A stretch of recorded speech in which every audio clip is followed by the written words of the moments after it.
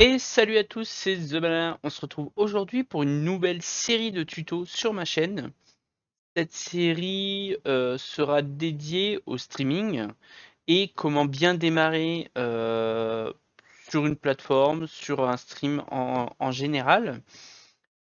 Et pour moi, pour bien débuter, il faut prendre le logiciel qui sera le plus adapté à ce que vous voulez faire sur votre chaîne. Et donc, pour commencer, il y en a plusieurs. Il existe OBS, Twitch Studio, Streamlabs, et j'en passe. Il en existe encore d'autres que je ne connais pas. Je vais être honnête, moi, le plus à même actuel, pour ce que moi je fais, bien sûr, c'est OBS, parce que je trouve que c'est le plus complet. Et en plus de ça, au-delà du plus complet, c'est que vous pourrez rajouter des plugins qui existent, il en existe des milliers, qui vont vous permettre en fait d'améliorer encore les choses. On va voir ça très rapidement. Du coup, hop, on va passer comme ça. Vous pouvez voir qu'ici j'ai une instance OBS, et en fait tout simplement, bah, il y a plein de plugins qui existent actuels. Déjà un qui est assez pratique, c'est OnPro. OnPro, pourquoi? Parce que vous allez pouvoir rajouter directement des overlays et les alertes directement en l'espace de quelques clics. Mais ça, il y a des personnes qui vous en parleront plus facilement et on pourra en revenir sur un autre tuto.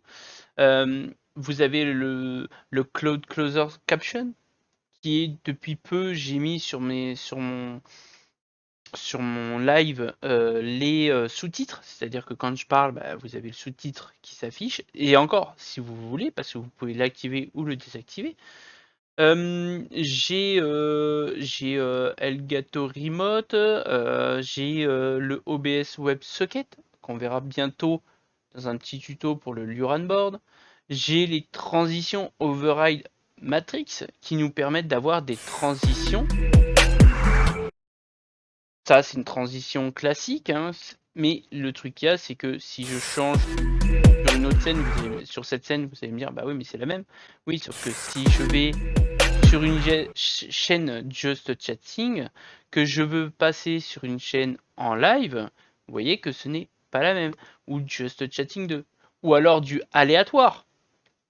Vous voyez, tout ça, ce sont des transitions qui se font différemment. Et celle que je préfère le plus, c'est pour ma scène pause, classique là, dans un premier temps.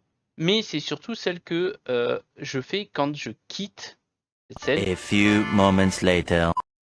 Qui est un petit tips par rapport aux youtubeurs en général qui utilisent beaucoup ce petit truc.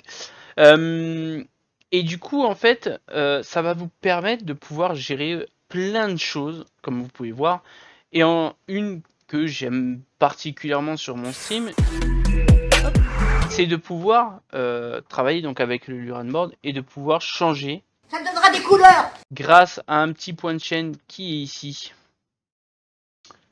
qui est couleur. Si je tape le vert, par exemple, ça me donnera des couleurs. Et vous voyez, je ne suis pas en live et ça le fait quand même. Et ça, c'est grâce à différents plugins. Et c'est pour ça qu'actuellement, moi, je ne peux que conseiller OBS à tous ceux qui veulent démarrer dans le streaming, puisque ça va vous permettre petit à petit d'apporter des nouveautés ou alors de changer aussi, parce qu'on peut changer, on a une idée maintenant et puis demain c'est une autre idée, et ainsi de suite, et de pouvoir changer et de pouvoir modifier tout ça beaucoup plus facilement avec OBS qu'avec Streamlabs. Voilà, c'est tout ce que j'avais à dire dans cette petite vidéo. N'hésitez pas, le petit lien pour aller télécharger OBS, bien sûr.